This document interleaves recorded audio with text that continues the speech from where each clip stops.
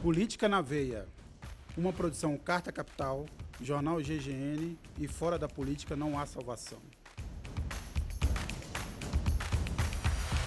Olá, bem-vindos a mais um Política na Veia, o podcast mais ouvido na Rua da Consolação e arredores. Famosíssimo nesse pedaço aqui. Bem-vindos Gisele e Cláudio Couto, Nassif. Bem, a gente teve essa semana essa declaração aí que causou muita polêmica do apresentador Luciano Huck. Ele falou a respeito do Bolsa Família.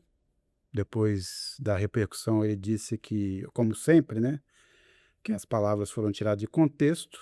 A gente vai ouvir um trecho aqui dessa declaração dele para saber se realmente dá para ter uma interpretação diferente daquela que a maioria de quem ouviu, de quem teve acesso à declaração, se realmente não entendeu muito bem o que ele queria dizer o nosso amigo Luciano Huck. O que acontece? Você não gera nenhum tipo de estímulo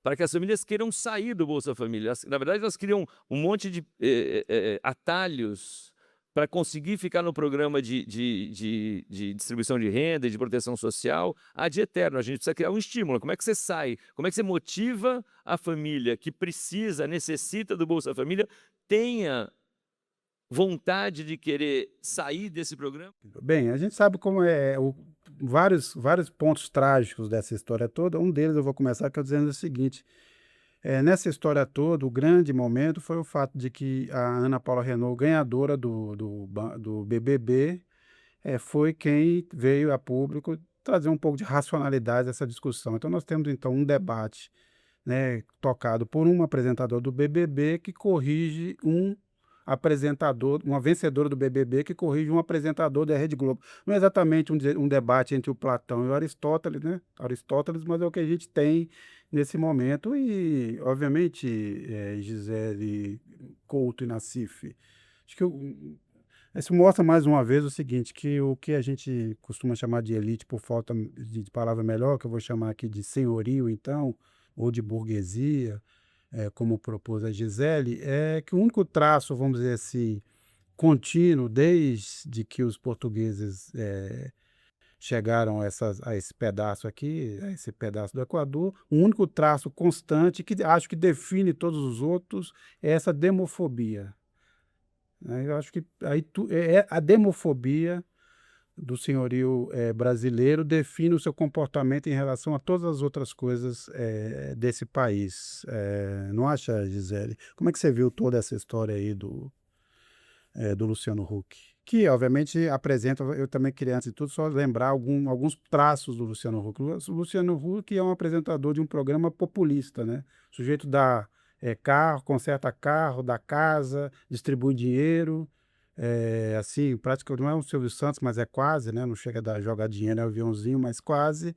E aí se torna um crítico. Ele que continua tendo pretensão de ser um dia um presidente da República. Eu acho que ele olha para o Zelensky assim, vê ali um espelho, uma possibilidade, né, de um futuro, quem sabe, e aí de novo se colocando e de novo fazendo uma crítica que a essa altura do campeonato nem sabe por quê, porque são dezenas de estudos, centenas de dados mostrando que uma política como o Bolsa Família, na verdade, cada real que você dá gera um tanto quanto 1,7, R$ 1,70 a mais. E lembrar também que esse tipo de política é uma política liberal.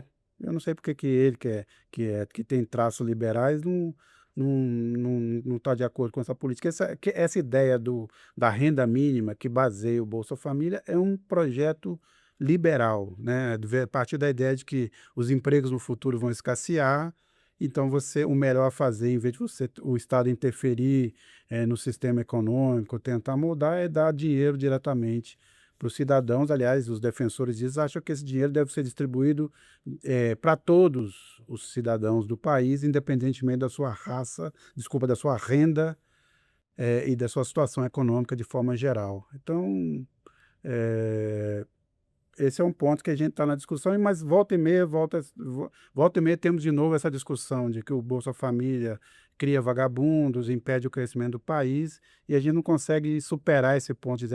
Eu queria saber por que você acha que a gente não consegue sair desse ponto, quer dizer, essa fake news, vamos dizer assim, prospera. O Bolsa Família já é um programa de quase 20 anos de existência, se a gente contar o que tinha antes, então é muito mais, porque ele é derivado de outros programas sociais que existiam. Por que que se mantém numa parte razoável, grande da população brasileira, essa sensação de que o Bolsa Família é um problema e não um mecanismo que ajuda a economia brasileira até a se defender em momentos de crise?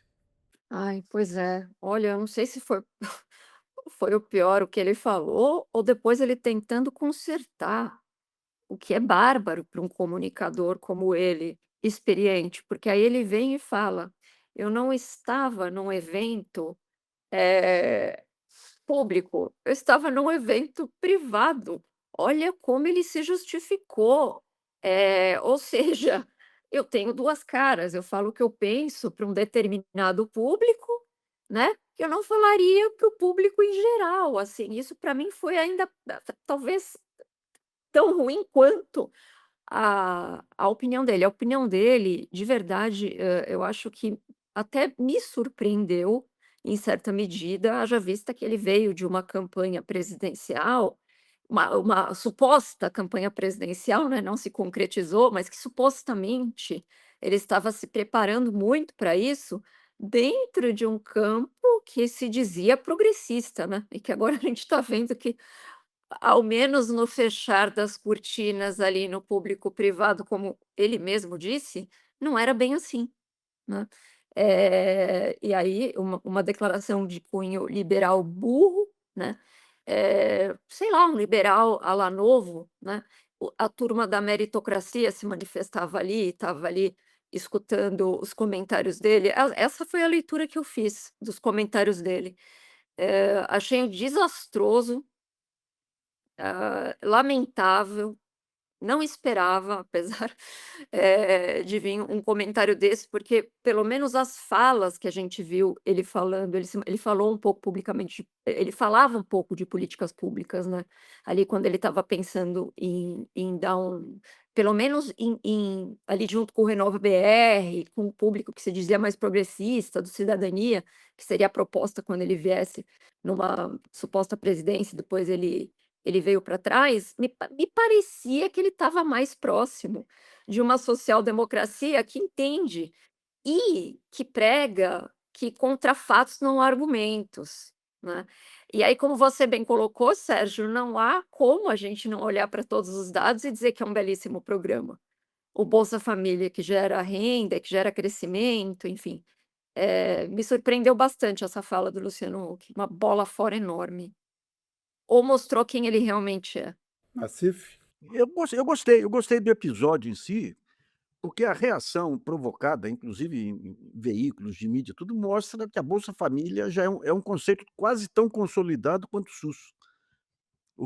Até o UOL e outros aí soltaram uma enxurrada de estudos aí, Banco Mundial, FGV e tudo. Agora é interessante, aliás, hoje eu escrevi sobre um artigo, uma entrevista do Marcos Nobre para a BBC, que ele divide, ele fala que a verdadeira polarização que existe no Brasil é entre os distributivistas e os não distributivistas. Por distributivistas, ele considera aqueles que distribuem sem afetar outros interesses. Que foi o Lula 1 e Lula 2, graças ao boom das commodities lá, ele pôde ter o Bolsa Família sem afetar outros setores. O Lula 3, já com esse problema fiscal tudo, já teve que fazer barganhas. Ou seja, dá isenção para quem ganha até 5.000, sei, e joga e tenta taxar os bilionários e taxar dividendos também. E com essa questão dos limites fiscais dados aí por essa política maluca aí de metas inflacionárias e tudo, ele acha que o Lula 4 vai ter que radicalizar isso. Hoje eu escrevo um pouco sobre esse ponto aí, como radicalizar com esse congresso e tudo. Porque o grande papel do Lula foi pegar trechos aí, pedaços do orçamento e fazer uma melhor distribuição e defender algumas teses, mais modernas, né. Mas o confronto nunca fez parte da estratégia dele, Só que chegou a um limite, digamos, esse presidencialismo de coalizão que ele faz com o centrão aí, bate num limite, né. E eu acho que a saída que a gente está vendo aí é tentar ver um pouco da história, como que o Juscelino conseguiu superar todos esses problemas e montar um grande pacto nacional. Foi fazer um plano de metas, definir claramente o papel de cada ator, a empresa estatal, a privada nacional, a multinacional, estabelecer os estados e a partir de cada uma das metas lá, conseguir adesão de grandes grupos, das empreiteiras, do mercado financeiro. Então vai o Lula 4 ele está entre esse dilema. Esse já está esgotado esse limite aí do distributivismo relativo aí, porque não tem o orçamento, a Selic acabou com o orçamento, e por outro lado também não tem como ir para confronto com essas sem ter uma bandeira forte aí para enfrentar, né. Mas a reação geral contra o Luciano Huck mostra que além de aliás, eu só lembro que o Estadão, uma época, para poder lançar o Luciano como grande terceira via aí, ele colocou o Luciano fazendo entrevistas com grandes pensadores mundiais, não sei se vocês se lembram disso aí? Ele fazia entrevista e publicava no Estadão aí, o grande pensador Luciano Huck, né. Mas foi bom pra por expor o Luciano Huck e por expor também a defesa que se faz hoje do Bolsa Família, né. Agora, ô Cláudio Couto, me parece que é o seguinte, isso é para mim, é mais também mais uma prova de que se vive uma parte da sociedade brasileira, sei lá, do jornalismo, da academia, ainda vive uma ilusão de que existe uma espécie de centro no Brasil, né? E a sensação que eu tenho cada mais é que isso não existe, né?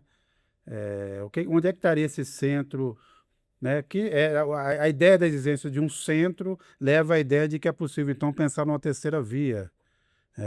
Em nome de uma terceira via também a gente não sabe o que que ela representa. Mas no fundo, quando você vê uma declaração dessa, e como ressaltou muito bem a Gisele, quer dizer, eu aqui num ambiente fechado falo as barbaridades, né?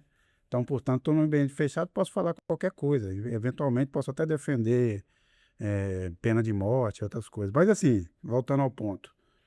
Dá para acreditar quando você vê uma figura dessa, que é descrita como um nome, né, centrista, que existe um centro no Brasil, nos moldes em que se tenta imaginar o que tem no mundo? Olha, eu acho que o Luciano Huck já deu seguidas demonstrações, né, e essa tá longe de ser realmente a primeira, de que de centrista ele tem muito pouco, né. A gente tá falando de um sujeito claramente conservador, né, de direita, portanto, e que volta e meia expressa esses seus preconceitos, né. Acho que a gente já viu seguidas realmente demonstrações disso. Eu me lembro de uma história uma vez, dele falando de um relógio que ele temia que fosse roubado e, de alguma forma, fazendo uma generalização das pessoas que andam na rua a partir daí. E agora ele veio com essa, né, e na hora de se desculpar, para além dos pontos que a Gisele muito bem apontou, né, de, enfim, a emenda ser o pior que o soneto, né, quer dizer, num evento fechado, eu posso talvez até ser racista, falar barbaridade, porque é um evento fechado, parece que é isso, né, que ele está querendo dizer ali, mas na realidade ele disse alguma coisa que é muito comum que apareça quando as pessoas tentam se desculpar, né, falou: "Olha, a minha fala foi tirada de contexto". Eu diria que fora de contexto foi a desculpa dele, né. A desculpa dele foi muito claramente uma desculpa completamente fora do contexto do que ele mesmo falou, né, daquilo que tinha sido apontado lá, que é de uma clareza, assim, meridiana, né. Se a gente quiser ser condescendente com o Luciano Huck, a gente poderia, quando muito, dizer que ele não entende patavina dessa política pública, né, que foi inclusive, né, o que a Renault aí, a ganhadora do Big Brother, disse, né, que ele pelo jeito não sabe nada daquilo que está falando. Mas eu diria que é um pouco mais do que isso, que isso na verdade demonstra um certo tipo de preconceito que boa parte das nossas elites tem em relação a essa política pública, né, em relação àqueles que são beneficiários dela. Nem interessam os números, ele não foi olhar os números, talvez ele já tenha ouvido falar deles, mas pouco importa, o que interessa é, de alguma maneira, repetir aquele tipo de lugar comum e de preconceito que é muito, alardeado por aí, né, de que o Bolsa Família faz as pessoas não quererem trabalhar, como se, né, aquela remuneração do Bolsa Família fosse suficiente para a pessoa se contentar apenas com aquela renda, o que evidentemente não é verdade, né? Ou como se a política não surtisse os efeitos desejados, mas surte os efeitos desejados, né? Recoloca essas famílias numa condição melhor, inclusive por conta das contrapartidas que são exigidas. Aquelas contrapartidas referentes a manter criança na escola, a ter vacinação, as mulheres fazerem o pré-natal, uma série de coisas que fazem com que, inclusive, do ponto de vista intergeracional, você tenha efeitos positivos. Tanto que um dos dados que têm sido apontados é que os filhos do Bolsa Família, vamos dizer assim, conseguem uma escolarização maior do que aquela que seus pais tinham e se colocam no mercado de trabalho também de maneira muito mais efetiva. Ou seja, o Luciano Huck, na realidade, mais uma vez, deu mostras de como ele efetivamente pensa, mas, digamos, de como efetivamente pensa uma boa parte da elite brasileira. Bem, o Flávio Bolsonaro aí, depois de 2 semanas, vamos dizer assim, muito complicadas no Brasil, resolveu embarcar para os Estados Unidos, na promessa de que vai ter um encontro com Donald Trump. Até agora, a Casa Branca não indicou se esse encontro vai acontecer ou não. A gente imagina que é possível por conta das relações, da família e de outros com a ala, vamos dizer assim, mais radicalizada do trumpismo, se é que é possível falar nisso. Pelo menos a ala que se interessa mais pela América Latina, né, que passa pelo secretário de Estado Marco Rubio, é possível que aconteça. Mas, de qualquer forma, Gisele, a gente estava falando um pouco isso antes aqui da gravação, que parece assim que ele fez uma aventura meio assim de fã, né? O sujeito resolveu viajar, vou ficar lá na porta da Casa Branca, como vários fãs fazem no caso de artistas famosos, ficam na porta do hotel esperando uma oportunidade para ver se o cara desce, ou a estrela desce e dá um autógrafo, tira uma foto junto E e e ele tal. treinou o I love you para falar para o Trump. É, pois é, deve estar treinando, deve estar com a pronúncia melhor do que a do pai, né? Mas, de qualquer forma, e aí começando pela Gisele, que um encontro a essa altura do Flávio Bolsonaro com o Trump, que efeito que você acha que teria para as pretensões, da candidatura dele? Ele quer tirar uma fotinho com o Trump, né. Talvez ele vá marketear que eu não teve uma foto oficial, não teve aquela abertura ali do pra imprensa, do Lula com o Trump, ele quer ir fazer a versão dele ali. Mas, como você falou, é lamentável, é patético, não está na agenda da Casa Branca. Ontem foi o feriado do Memorial Day aqui, só se falou nos mortos de guerra. Hoje, a agenda oficial do Trump inclui exames de saúde dele, até agora nada. Pode ser que ele realmente consiga falar com alguém, parece que o Rubio nem está nos Estados Unidos, mas para mim é um outro ato de desespero, né. No Brasil a gente viu a mudança aí da campanha do marqueteiro dele, nos Estados Unidos, eh, parece que ele está desesperado para cravar essa agenda, nem que seja de última hora. Foi lacônico, não quis responder ali aos jornalistas vindo para cá no aeroporto. O irmão dele também está fazendo um salseiro aqui, né, tirou uma foto ali com vários aliados brasileiros, deputados que foram lá para os Estados Unidos tirar uma foto com o Eduardo. Depois o Eduardo fez uma outra cena ali lamentável, que um jornalista do Intercept tocou a campainha dele, veio a público falar que: "Olha, aqui no Texas é assim, se você não é anunciado, eu posso ter arma, eu posso te receber na bala", alguma coisa nessa linha, assim. E eu não vejo nada além de pessoas desesperadas com o fio que foi puxado do Vorcaro, do financiamento do Dark Horse, como isso vai se configurar, se isso vai se configurar como lavagem de dinheiro, internacionalização de patrimônio para ele viver aqui nos Estados Unidos. É isso que está acontecendo, é isso que está sob investigação. Então é isso, acho que é um desespero. Vamos acompanhar se ele vai conseguir ou não alguma agenda e com quem. Com o Trump eu duvido que ele vai conseguir alguma coisa. Agora, as últimas pesquisas, as mais recentes pesquisas deram ali obviamente o Lula abriu uma diferença, tanto no primeiro turno como no segundo turno, não foi exatamente uma queda, o Flávio Bolsonaro não está derretendo, mas ao mesmo tempo ele perde, Couto e Nassif, aí podemos começar pelo Nassif e depois o Couto. Eu continuo achando que ele perdeu aquela margem, aquela gordura que tinha para continuar sendo um candidato competitivo. A gente sabe que o bolsonarismo, quem quer que seja ali, o antilulismo, terá um patamar de votos razoável. Se vai terminar no primeiro turno ou no segundo turno, provavelmente vai levar para o segundo turno. Mas de qualquer forma é o seguinte, aquela franja que vai decidir a eleição, como em 2022, ela parece, né, a essa altura perdida, não sei, pode ser recuperável, mas eu acho que o baque, mesmo que a queda não tenha sido tão pronunciada, o baque, a campanha dele me soa muito maior do que a parte da mídia quer mostrar. Não, mas posso estar enganado. O que você acha, Nassif? A gente vê alguns partidos fortes aí do centrão falando em pular fora, né. Eles estão aguardando para ver se aparece a tal da terceira via que Caiado ou Zema aí, que é Não, e difícil também. Aécio? O Aécio saiu da. O Aécio. Ó, Da daqui a pouco eles Ressuscitou. vão ressuscitar o Serra aí também, viu. É, mas a gente esqueceu no primeiro tema aí de lembrar que um dos grandes patrocinadores do Luciano Huck era aquele Will Bank que é do Master, e usou além das bets, as bets são grandes. ele foi garoto propaganda do Eubank, né? Foi.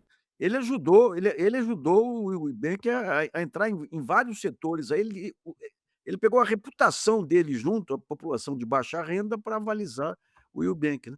Mas o BAC, aquele negócio, né, daqui até as eleições ainda se tem muita narrativa aí, eu chamo a atenção um pouquinho desse negócio de CPI, de CPIs aí, até eu estava lembrando a CPI da última hora que foi feita no tempo do Getúlio, que os getulistas apoiaram a CPI, porque acharam que iriam comprovar que os outros jornais ganharam mais do que a última hora.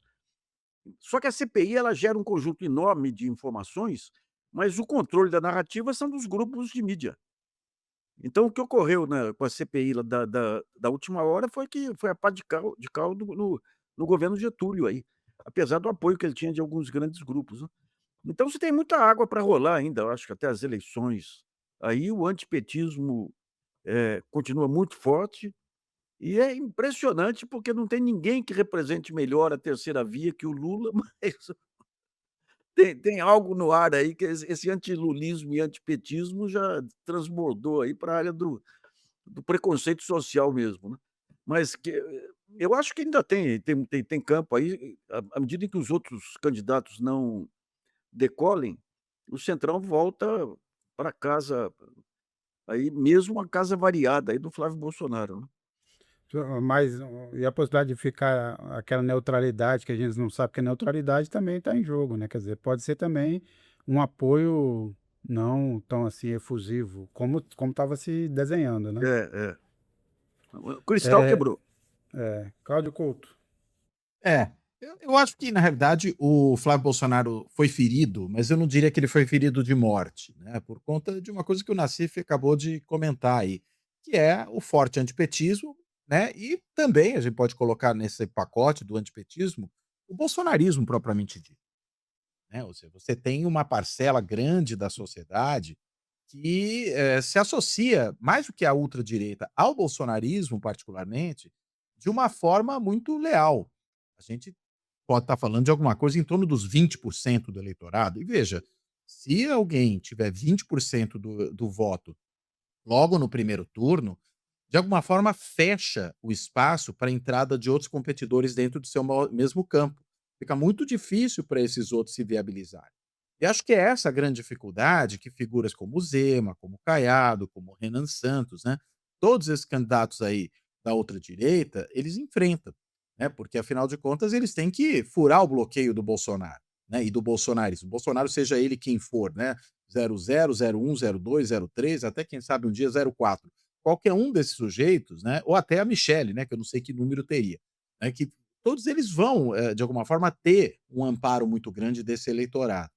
Então é por isso que eu acho que eu não daria por morto o Flávio Bolsonaro agora. Acho que tem muito tempo até a eleição, a gente tem quase 5 meses até a eleição, né, agora já um pouco menos, né, já estamos quase no final de maio, e isso é muito tempo num processo eleitoral. De maneira que a gente não sabe exatamente o que vai acontecer até lá, né, como certas coisas também vão incidir sobre o governo, tem esse fantasma do envolvimento do Lulinha com o careca do INSS, que fica assombrando o governo e a gente não sabe exatamente o que vai aparecer daí e como isso pode afetar a candidatura do Lula, mas, eu acho que ainda é uma eleição, digamos assim, perigosa para o Lula, né, não acho que é uma eleição resolvida, acho que é preciso ter muita cautela. Agora, imagino aqui que para além, né, do passivo anterior, né, do do Flávio Bolsonaro, envolvido com rachadinha, envolvido com milícia, né, nomeou filha, filha não, esposa e mãe de miliciano para ocupar lugar do seu gabinete, né, entregou a maior condecoração do Rio de Janeiro a um miliciano notório, que é o Adriano da Nóbrega, né, foram inclusive a esposa e a mãe dele que foram empregados por ele, há declarações deles falando bem de milícia, enfim. O próprio Queiroz, a gente sabe que é um sujeito, né, tão próximo da família Bolsonaro e do Flávio em particular, com relações também próximas da milícia, para dizer o mínimo, né. Então, tudo isso pode ser mobilizado ainda na campanha, fora outras pontas soltas aí da história do Workar e do Master. Imagino que vão aparecer. Há também toda essa situação envolvendo o governo do Rio de Janeiro, onde o Flávio Bolsonaro tinha uma série de indicados ocupando cargos importantes, particularmente na área da saúde, e isso também pode ser explorado. Então, tudo isso, veja, ainda tem potencial para minar o Flávio Bolsonaro até a época da eleição. Agora, já vê o quanto disso vai aparecer, como isso vai ser utilizado, né? E qual é efetivamente o efeito que isso vai ter, sem esquecer o outro lado, né? O quanto também alguns petardos podem atingir o governo. E aí, consequentemente, tornar essa disputa mais equilibrada do que ela parece estar hoje. Eu aguardaria com cautela. Você citou bem, né? Teve mais uma operação, mais uma fase da Operação Carbono Oculto, aquela operação que começou a desvendar as relações do mercado financeiro com o crime organizado, o PCC e o CV. Ela agora atingiu, teve mais uma busca, a apreensão, a segunda, num intervalo de um mês, na casa do ex-governador Cláudio Castro. Cláudio Castro, que depois daquele massacre lá no Morro do Alemão, estava muito animado, achando que já estava eleito senador pelo Rio de Janeiro, e nessa altura ele está mais perto de Bangu do que de Brasília, né? A situação ficou mais complicada. Tinha tudo, aliás, tinha todas as indicações de que o dinheiro que o Rio Previdência colocou nos fundos do Master foi uma decisão tomada pelo governo estadual, a despeito de todas as recomendações. Vamos lembrar que quando ele decidiu fazer um aporte no Banco Master, você já tinha tanto do Tribunal de Contas do Estado, quanto do Ministério Público Federal, indicações de que não era uma boa ideia, já tinha indícios, né, de problema com os fundos do Master, e havia recomendações de que não fizesse esse aporte, e ele fez um aporte que colocou em risco a aposentadoria dos funcionários públicos do Rio de Janeiro. E agora ele está mais uma operação relacionada a isso, uma situação também que complica muito o jogo no Rio de Janeiro para o Flávio Bolsonaro. É um estado central para os planos eleitorais da família, onde a família está instalada politicamente. Você tem um governador agora em exercício que aparentemente não tem nenhum tipo de rabo preso, está fazendo as coisas, está demitindo o apaniguado de outros políticos, está investigando as pontas de corrupção, até recebeu um elogio do Lula, né? O Lula falou, vai em frente, vamos pegar toda essa corrupção. Então, é mais um problema também para o Flávio Bolsonaro lidar com a campanha. De qualquer forma, ele perde também um pouco do discurso moralista que a extrema-direita queria usar, da corrupção. Vamos lembrar que um dia antes de estourar o caso, vir à tona as gravações dele com o Vorcar, ele estava usando uma camisa dizendo que o Pix é do Bolsonaro e o Master era do Lula, né? É uma camisa que ele pode queimar, jogar no lixo, rasgar, já não pode mais dizer sobre isso, nada a respeito. Então, a situação é complicada. Agora, Gisele, a gente estava falando sobre Olha, eu diria situação o seguinte, complicada. viu, o Pix do Master é dele. O Pix é isso aí. É isso, é isso. O Gisele, a gente tem também um caso aí dos Estados Unidos, né? Não, a gente sabe, já discutiu aqui algumas vezes nesse programa, que o Trump transformou a presidência numa espécie de negócios, né? A gente pode chamar de Casa Branca SA, ou Casa Branca Inc., né? quase nenhuma decisão do Trump é tomada sem avaliar se isso tem algum benefício financeiro para ele, para a sua família, para os seus amigos, seus aliados. Mas agora parece que ele extrapolou, né? Ou não, essa nova denúncia que, aliás, conta um pouco para a gente, que a gente queria saber da reação, que eu continuo também, Gisele, espantado com o fato de que nada acontece nos Estados Unidos, né? Quer dizer, você tem uma história como essa e é como se não tivesse acontecendo absolutamente nada, tá tudo normal ou normalizado. Pois é, Sérgio. Acho que o primeiro mandato de Trump, a gente pode dizer que ele foi contido, ainda que ele fosse relutante, mas o establishment republicano o conteve. A burocracia, que era novidade para ele, que não era do mundo político, o conteve. Mas eu acho que ele aprendeu muito bem a lição, e isso é mérito dele. No segundo governo, ele escolheu pessoas pela sua lealdade cega e entendeu que os especialistas no assunto estavam ajudando ao establishment a contê-lo, né. Ele já tinha essa ideia do tarifaço lá no primeiro governo, mas ele foi contido pela equipe econômica, e assim em todas as áreas, até com relação à Ucrânia, enfim. Agora, a característica mais marcante desse segundo governo Trump, eu acho que é essa que você bem colocou, é o enriquecimento dele e da família, isso veio com tudo, assim.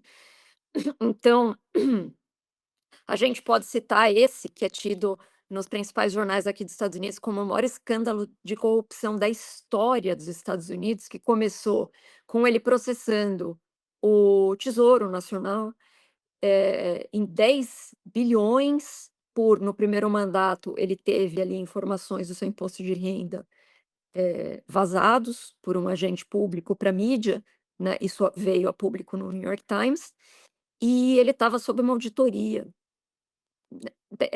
desse imposto de renda. Pois ele fez um acordo agora no segundo governo, então ele é parte litigante, né, e quem está julgando ele é o Departamento de Justiça, que é instrumentalizado pelo MAGA, né, fez um acordo, ele abriu um fundo, ele falou: "Ó, não vou cobrar esses 10 bilhões, mas eu vou abrir um fundo aqui", e o acordo foi esse, de 1,8 bilhões, que é anti-instrumentalização política, ou seja, todo mundo que se sentiu prejudicado, principalmente aquelas pessoas que invadiram o Capitólio ali, né, que foram, perseguidos pelo Estado, e se sentiram prejudicados, podem acionar e se enriquecer com esse fundo. Este foi o acordo. Não bastasse isso, depois do acordo se sendo assinado, ele colocou uma clausulinha ali, de última hora, que também veio a público, que ele está se blindando, se dando, a Receita Federal não pode mais fazer auditorias nele, na família, nas suas empresas e nas suas trusts, não pode mais. É isso. Agora, Gisele, só uma pergunta. Aquela decisão da Suprema Corte que deu liberdade, você disse que um presidente da República não pode ser julgado por determinadas coisas, inclui assuntos como esse, de ponto de vista fiscal e financeiro, ou seja, ele pode tomar Não, uma decisão dessa? não, não, mas ele pegou um outro atalho, que a gente precisa ver aqui. Ele pegou um atalho de que, eh O ele não pode fazer isso, está na Constituição americana, que todos os presidentes têm que ser auditados uma vez ao ano, à exceção de se isso vier chancelado pelo PGR interino, que é o Todd Blanche. Então, mas eu ainda acredito que isso vai entrar em mais um daqueles processos que vai ser judicializado, enfim, que pode ter um caminho, mas enfim, existe essa cláusula. Então, o que eu acho interessante nessa ideia, a gente está falando aqui, não é um caso de corrupção clássica, como a gente está acostumado na América Latina, mas é uma captura do Estado muito mais nos moldes do que a gente viu em Erdogan, Orbán, né, a implosão do princípio fundamental e estruturante do federalismo, da república, um princípio republicano daqui, que é a igualdade perante a lei, ou seja, a mesma lei que vale para auditar o imposto de renda do presidente, vale, por encanador, por pintor que está aqui trabalhando na minha casa, né. Então, um presidente pode negociar, ele está negociando consigo mesmo. É isso que ele está falando. Ele falou isso, que ele está negociando consigo mesmo quando ele joga isso para o Departamento de Justiça. Então, assim, é muito escandaloso. Tem um outro aspecto também que, está sendo visto como, um repasse de dinheiro para o seu grupo político mais extremista, que são aquelas pessoas que dilapidaram ali o Capitólio. Então, uma forma de lavagem de dinheiro, e está servindo também politicamente, está o tornando mais rico, né, porque ele vai deixar, ele já ficou claro que ele faz várias tramóias aí para pagar menos imposto, na ordem de 100 milhões que ele deixou de arrecadar, só nisso que veio a público ali com o New York Times, né. É lucrativo para ele, ele aproveitou isso para fazer uma proteção financeira também, né, e isso também está ajudando ele na narrativa política que ele traz, que essas pessoas foram perseguidas, ele começou a falar de novo de que as eleições que o Biden ganhou foram roubadas, e que as eleições precisam, ser fiscalizadas, que é uma coisa que aqui para frente ele pode usar também, né. Então isso se soma a um padrão de enriquecimento, Sérgio, só mais uma, e talvez a mais escrachada forma que ele está usando, né, para enriquecer ele e a família dele, lembrando que ele tem já vários outros escândalos, né, investimentos dos Emirados Árabes, empreendimentos cripto da família, 2 bilhões dos Emirados Árabes que compraram aí que usaram stablecoins dessas empresas dele, só a organização Trump, todo investimento imobiliário da Trump Towers, daqueles campos de golfe, né. Agora, mais recentemente, uma empresa de drones da família recebeu, olha que lindo, um contrato do Pentágono caiu na mão, né, da empresa que, a família Trump tinha participação numa empresa de drones, e por aí vai, né. Fora também aqueles contratos, movimentação da carteira de ações dele também, que é muito interessante, né.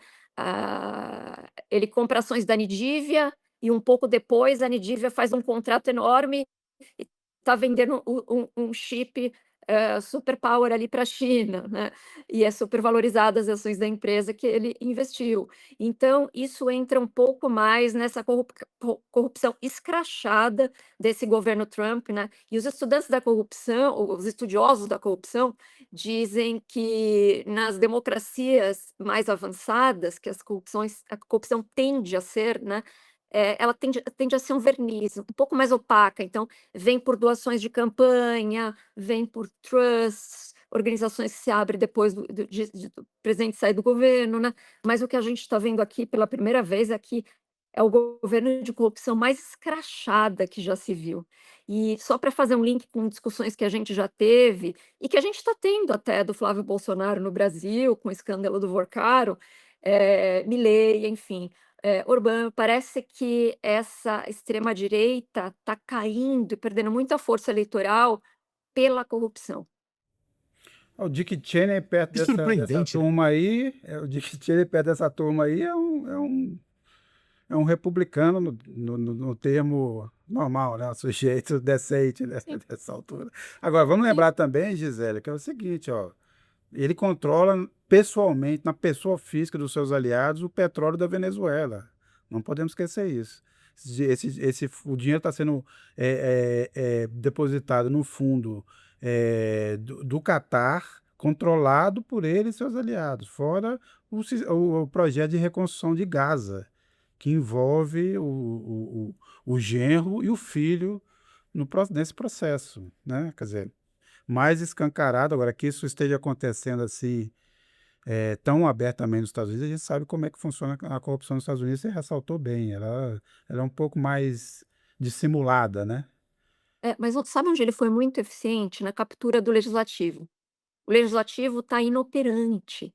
Então, quando os founding fathers além das rupturas, agora eles estão vendo os cracks, as lacunas na legislação americana, porque os founding fathers, eles foram muito românticos quando eles escreveram. A gente fala que a Constituição dos Estados Unidos é pequenininha e funciona, a gente está vendo que, olha, ela é pequenininha e ela não está funcionando, porque eles foram românticos, porque eles pensaram, que, hã a ambição do executivo sofreria uma barreira ali no legislativo, né, que seria uma barreira de contenção, mas isso não está acontecendo.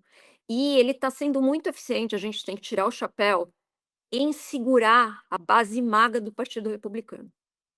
Até agora, com tudo que ele fez, independente das pesquisas de opinião dele estarem muito ruins, ele está conseguindo segurar uma base magra muito forte. Foi uma primária agora do Partido Republicano que eu prestei muita atenção, do Thomas Massie, que era um senador muito vocal contra o Trump, do Partido Republicano, que se ele ganhasse a primária, ia mandar um recado, né, para o Partido Republicano, para o establishment, para o Trump, e ele perdeu.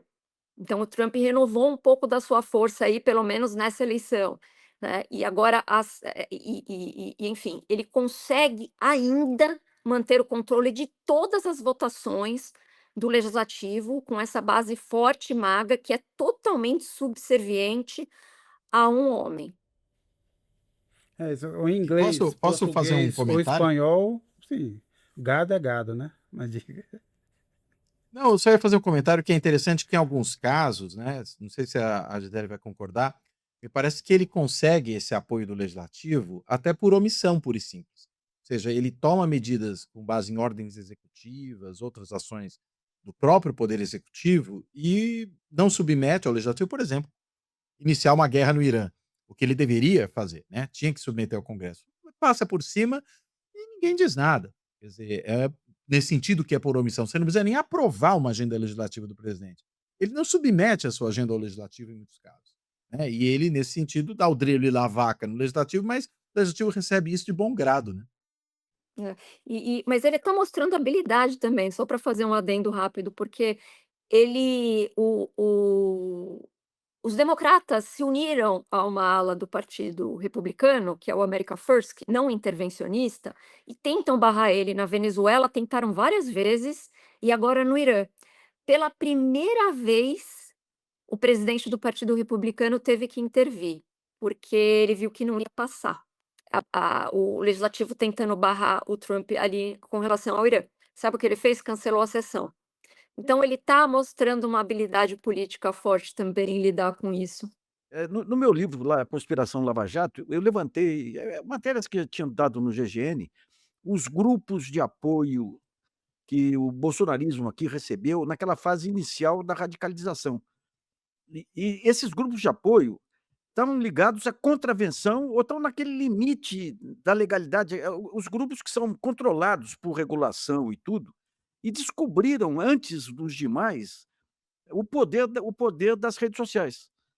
Então quem que veio dar apoio aqui ao Bolsonaro? A Associação dos Rifles Americanos, que era uma associação que estava se preparando através do YouTube para uma campanha contra o New York Times. A primeira vez que alguém de fora do meio jornalístico ia enfrentar um grande veículo. E só não deu certo porque na véspera teve um massacre numa escola, acho que foi na Pensilvânia lá, que desmoralizou a associação.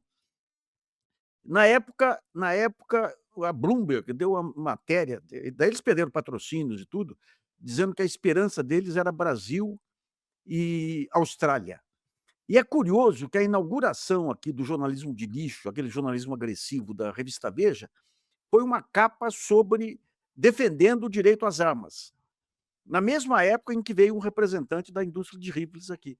Outro setor que começou, fez meio campo aí pesado, foi a máfia dos jogos de Las Vegas, abrindo espaço para as bets e tudo. Então é interessante, quando você vê hoje aí, digamos, a expansão do crime organizado no Brasil, que é uma das bases do bolsonarismo, tem que ver o papel do Roberto Campos Neto lá no Banco Central, quando ele assume o Banco Central e escancara o mercado para essas fintechs aí, para essas FDICs e tudo mais. Se você pega hoje as prefeituras, com as chamadas organizações sociais, o PCC é infiltrado em tudo quanto é organização social, ganhando contratos milionários em prefeituras aí para lixo, para saúde. Então, esse papel do crime organizado não é meramente uma herança que o Bolsonaro foi obrigado a trazer, ele é peça fundamental nessa articulação da ultradireita. Daí entra as empresas de mineração que não querem regulação ambiental, entra o jogo, entra agora a lavagem de dinheiro via Dubai, que é o grande centro hoje de radiador disso, né. Então, digamos que as organizações criminosas, elas ganharam, com essa desregulação, elas ganharam uma expressão política que nunca tiveram antes. Antes era sempre meio disfarçado. O próprio Temer, quando foi eleito deputado, foi eleito com apoio aí do jogo do bicho. Mas hoje é escancarado. As bancadas que você tem no Congresso hoje, a bancada das bets, a bancada do Master. Então, hoje é uma figura central na ultradireita americana e na brasileira, né. Vamos lembrar, né, Nassif, historicamente, que o fascismo e o nazismo também sempre também flertaram com o submundo, né? Sim. Foram fundamentais. Depois eles cooptaram também as grandes empresas, mas no início era isso, né? Eram as máfias, era um negócio. Isso sustentou essa estrutura por muito tempo. Bem, a gente está tendo uma semana de votação do projeto do fim da escala 6x1. O jogo ainda está na Câmara, obviamente depois vai para o Senado.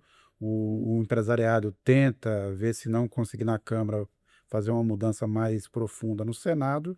Nesse momento, caminha para ser o seguinte: você vai ter um período de 60 dias de transição da jornada de 44 horas para 42 horas, e depois disso, um ano, mais 12 meses, de 42 para 40 horas. Aparentemente sem nenhuma grande compensação. Você vai analisar alguns setores, a situação de cada um. Também não está claro se vai ser 2 dias seguidos, você pode negociar, mas serão no futuro 2 dias na semana. Também fica aberta a possibilidade de você ter uma negociação, quer dizer, a negociação entre empresas e trabalhadores pode definir também a situação da jornada. Esses são os pontos. Nassif, você acha a impressão que eu tenho é que acabou sendo um projeto muito mais próximo do que queria o governo do que a oposição, mas qual a sensação que você tem sobre esse projeto do fim da escala 6x1 nesse momento, e também que impacto que isso vai ter aí na economia e na vida dos trabalhadores? Olha, essa programação que foi feita, eu acho que foi um bom acordo, aí reduz, em 2 horas, agora semanais de imediato, mais 2 a semana o ano que vem, né. Se você pegar vamos pegar o comércio de uma maneira geral. Quem que vai ser afetado eventualmente aí? Você vai ter, primeiro, mais disponibilidade dos trabalhadores aí para poder sair, fazer compras aí, que você não tinha antes. E as lojas, se o sujeito vai comprar numa loja, é freguês de uma loja, aí não é o fato, se ele reduzir em um dia a abertura da loja, isso não vai reduzir as vendas, né. Eu lembro que lá atrás, quando começaram os primeiros grupos nacionais aí de previdência, isso aí nos anos 40, tinha um sujeito fantástico, rapaz, irmão daquele do autor do Chapadão do Bugre, agora me falta o nome aí. Mas ele foi morar em Poços, aposentado já, e ele me mostrou um trabalho que eles fizeram na época, justamente discutindo essa questão do direito ao tempo do trabalhador. E era algo revolucionário, que permitia ao trabalhador escolher, dependendo do setor, escolher o horário, até o horário noturno. E qual que é a lógica dele? Se você dá o domingo para o trabalhador, domingo as lojas estão fechadas, a os bens culturais não estão acessíveis, então você tem que dar uma flexibilidade para o tempo. E é gozado o direito ao tempo agora que o pessoal começou a se dar conta aí nessa discussão, do direito ao tempo como um dos grandes direitos do trabalhador e tudo. Eu acho que foi um avanço, foi uma vitória. Aí você tem alguns setores que vão ser penalizados, por exemplo, se você pega, bares e tudo que dependem de uma freguesia em centros comerciais, tudo, eventualmente se tiver fechamento de loja, pode ser penalizados, né. Agora chama atenção que o pessoal fala: "Não, mas você tem que ter ganho de produtividade antes de começar a fazer favores aí", fazer favores não, direitos, né. Mas quando você pega os bares aí, os ganhos de produtividade que eles tiveram com os jovens trabalhadores aí, trabalhando com maquininha para definir cardápio, definir preço, um baita ganho de produtividade. Hoje, qualquer bar que você vai aí, qualquer restaurante que você vai, você vem o pessoal com a maquininha anotando o pedido. Isso aí é para pegar aquele porcaria do Zé Pastore, que diz que o trabalhador brasileiro eh, não é habilitado, rapaz. Quando você monta um modelo, mesmo um modelo tecnológico agora, que é você usar e dá o treinamento, aí você tem pessoas de alto nível. Então, o setor de bar e restaurante, que é o que está mais reclamando aí, teve um baita ganho de produtividade aí com a tecnologia e com a melhoria da condição dos seus trabalhadores, né. Eu acho que a gente está pagando aí uma dívida histórica aí de uma forma bem pensada, viu. Lembrando que essa CNI, na verdade, é que está à frente aí, é a confederação mais nessa luta para impedir e até hoje eu entendi também, o fim da escala 6 por 1. Lembrando também que nós estamos falando de 37, cerca de 37% dos trabalhadores com carteira assinada, né? Você citou um dado interessante, Nassif, você falou do direito ao tempo. Porque quando a gente pensa aí nos aplicativos de entrega e de transporte, eles basicamente fazem a captura do tempo, né? A gente acha que eles estão lidando. Esse é o grande negócio deles, né? É intermediar o tempo. E aí é aí que ele ganha, que eles ganham. Mas, Couto, e o que que você achou dessa proposta? E acha que tende a ficar também ser comprovado no Senado? Vamos pensar também que é um ano eleitoral, né? Não há grandes interesses assim mesmo da oposição de ir contra um projeto que tem um apoio de mais de 70% da população. Olha, eu acho que deve avançar sim. Talvez a gente ainda tenha algum tipo de, digamos, conciliação do ponto de vista, por exemplo, das regras de transição para essa política, né? E acho que isso pode efetivamente vir a acontecer. Não acho que seria nada surpreendente, porque a coisa, claro, avançou na Câmara, inclusive fazendo com que aqueles que queriam uma proposta de transição muito longa, né, 10 anos, quer dizer, isso é para não viabilizar nada, eles acabassem sendo derrotados, a coisa foi lá para um ano e pouco, mas pode ser que ainda haja um meio do caminho. Agora, fora isso, eu acho pouco provável que não seja aprovado. Eu acho que a razão é a que você apontou. É véspera de eleição, né, vai ficar muito chato para alguns parlamentares aí, ainda mais sendo uma PEC que exige votação nominal, é diferente, né, de situações em que você tem votação simbólica e aí fica difícil de responsabilizar, mas em se tratando de uma PEC, tendo votação nominal, vai estar todo mundo ali exposto. E aí, consequentemente, a motivação que acho que vários deles têm de votar a favor aumenta bastante. Então, eu apostaria sim que a coisa avança no Senado. Eu queria só voltar um ponto aqui, que a gente falou no início do programa, mas eu não queria perder, que eu queria detalhar um pouco mais, queria ouvir Nassif e Couto. O Aécio Neves, vocês acham que tem um espaço, o Aécio Neves tem condições de ocupar algum espaço, pelo menos para fazer aquele efeito que outros fizeram em eleições passadas, que é ser a figura que acaba empurrando realmente para um segundo turno, né? Vamos lembrar que em 2018 o Bolsonaro não ganhou no primeiro turno, também pela votação do Ciro Gomes, chegou perto dos 12%, e a somada do Haddad acabou levando para o segundo turno. E na eleição de 2022 foram alguns picados, né? Tebet, Alckmin, mais Marina, tal, acabaram também empurrando, né? Como a gente sabe que tanto o Caiado como o Zema são a mesma coisa, ou seja, vão disputar o mesmo eleitorado sem ampliar com Flávio Bolsonaro, que papel, Nassif, você acha que o Aécio vai ter nessa campanha? Se é que essa candidatura vai realmente também prosperar, né? Olha, vamos pegar a herança tucana aí. O último candidato tucano foi o Geraldo Alckmin lá, que teve o quê? 2% dos votos. Então ele pode desviar, aquele negócio, como o primeiro turno, digamos, pode ser apertado, pode ser que 2% aí faça diferença aí para o Lula, né. Mas ele, depois que ele, Serra, assassinaram lá o PSDB, não tem muito o que sobrar não, viu. Eu não acredito no candidato, eu não acredito que ele vá se candidatar. Eu acho que ele está testando aí, quando ele perceber que o potencial é mínimo, ele vai desistir, mas não sei, vamos ver. Eu acompanho o relator. né? Eu acho que é por aí mesmo. Acho muito pouco provável que ele mantenha essa candidatura até o final, mas sei lá, admitamos que ele mantenha, né? Se ele mantiver, aí eu acredito que o efeito pode ser isso que você apontou, Sérgio. É você ter algum grau maior aí de pulverização dos votos, de fragmentação desses votos, e acho que você chama atenção para um dado que é importante. Ele talvez consiga atrair um certo eleitor aí, que é um eleitor que não se contenta nem com o Lula, nem com essas opções de ultradireita que estão aí se apresentando contra o Lula, e o Aécio entraria ali um pouco no meio do caminho. Agora, isso eu acho que do ponto de vista do impacto eleitoral geral não seria tão grande, né? Porque a gente pode estar falando de um percentual de votos muito baixo. Acho pouco provável que ele consiga ter um desempenho melhor do que teve o Alckmin na eleição de 2018, né? E o Alckmin ficou ali por volta dos 4% de votos. Então, duvido que ele passe disso.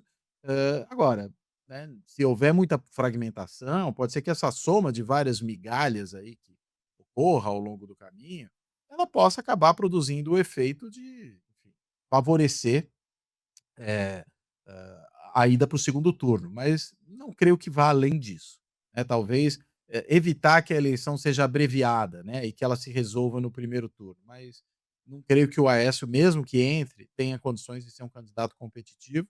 Ele se desgastou muito, né, ao longo dos anos, ele é um cara que, enfim, abdicou inclusive de concorrer ao Senado em Minas para concorrer a deputado, porque ele sabia que não tinha chance de se eleger senador.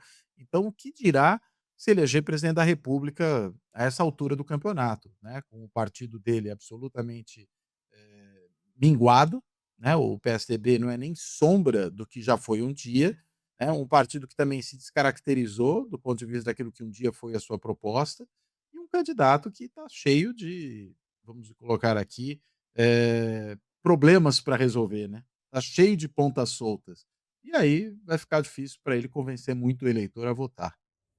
Agora, o Nassif, talvez mais deprimente do que esse retorno do Aécio seja o fato de que o Aldo Rebelo perdeu, perdeu a candidatura, quer dizer, aí, Não, olha, Zé, o Alto eu tenho as minhas implicâncias pessoais aí, eu tenho que ter foco, porque senão você dispersa muito, né.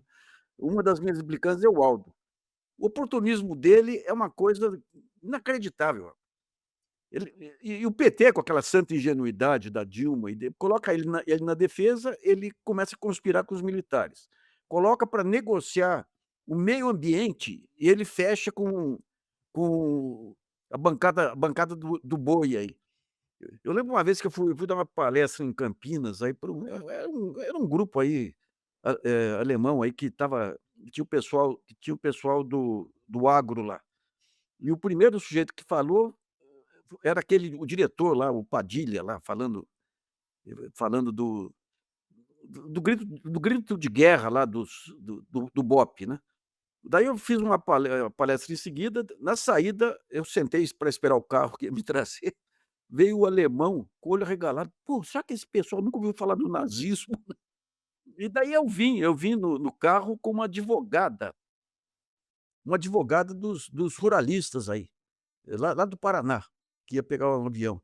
Falou: "Ah, não, o Aldo é grande amigo nosso, ele indicou a gente para a gente se aproximar da Veja lá, porque a Veja está apoiando os".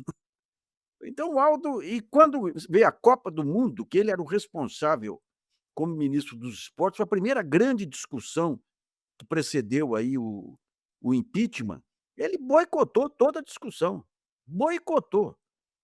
Então, para mim, ele não é mais nem um pouco confiável, sabe. Eu acho que foi um ganho para a política aí ele, com aquele chapéu dele lá para tentar dar uma de vaqueiro lá, ficar fora, viu. o Nassif ele não é confiável nem para você, nem para o partido Nanico, que é a democracia cristã, né? A Pois é. gente, isso é o que se chama de fim de carreira, né? E pelo menos uma boa obra do juiz aí, do menino pobre que salvou o Brasil aí, É, ainda temos esse, né? Assim, realmente alguns fantasmas estão reaparecendo nesse 2026, né? é. E olha que o Aldo ficou tão, assim, indignado com essa sua rejeição por um partido nanico, que quase se pegou de pancada com o presidente do partido no aeroporto, né? Foi uma cena Xingou tudo. grotesca, né? Não, para mim, o que representa o Aldo foi no meio desse pandemônio de impeachment, de tudo aí, um vídeo que passava no X, né, no Twitter, que era soldados, em cima de cavalos sendo agredidos pela população, levando pedrada e tudo. De repente, o som de um clarim, daí você pega toda os soldados, os soldados alinhados lá, e ele passando como ministro da defesa lá, cumprimentando e sendo saudado aí por continência. Não, olha, rapaz, o Ciro ainda tem o álibi da loucura, né, o Aldo é só da malandragem, pô. É isso aí. Não, vamos lembrar que o grande feito dele é a proposta de criação do Dia do Saci, né? Essa, Era essa era o grande, a tempo grande que ele ideia. ainda tinha era o tempo que ele ainda era interessante. Era inócuo, mas era interessante. Tinha graça, né? É. Bem, agradeço quem nos acompanhou até agora e até mais. Até mais, gente. Abraço, Nassif, abraço, Gisele, Sérgio, quem nos acompanha. Abraço, pessoal. Até mais aí.